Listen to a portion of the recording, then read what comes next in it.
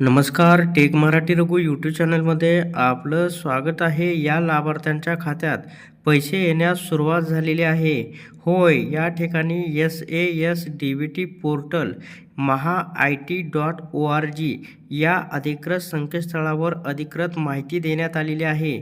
या संदर्भामध्ये काय अपडेट आहे ते आपण सविस्तर पाहूया.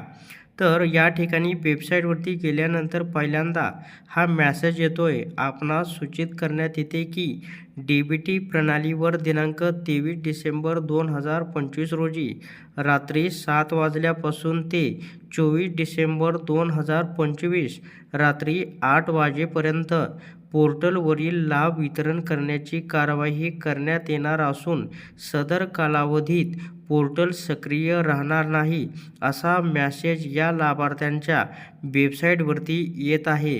आपण या व्हिडिओच्या माध्यमातून पाहणार आहोत की कुठल्या लाभार्थ्यांना या ठिकाणी हे पैसे वितरित केले जाणार आहे आणि आजपासून त्याची सुरुवातसुद्धा झालेली आहे.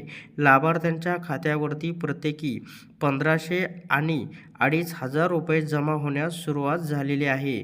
तर पुढे या ठिकाणी याच्यावरती क्लिक केल्यानंतर तुमच्यासमोर एक वेबसाईट ओपन होईल, ती म्हणजे असे. तर या ठिकाणी SAS-maha-it.org ही वेबसाईट आता उघडलेली आहे. तर याच्यावरती सांगण्यात आलेलं आहे की इंदिरा गांधी राष्ट्रीय वृद्धापकाळ निवृत्ती वेतन योजना, इंदिरा गांधी राष्ट्रीय दिव्यांग निवृत्ती वेतन योजना, इंदिरा गांधी राष्ट्रीय विधवा निवृत्तीवेतन योजना आणि राष्ट्रीय कुटुंब लाभ योजना या लाभार्थ्यांना आता काहींना 1500 आणि काहींना दिव्यांगांना 2500 रुपये आता मिळण्यास सुरुवात झालेली आहे.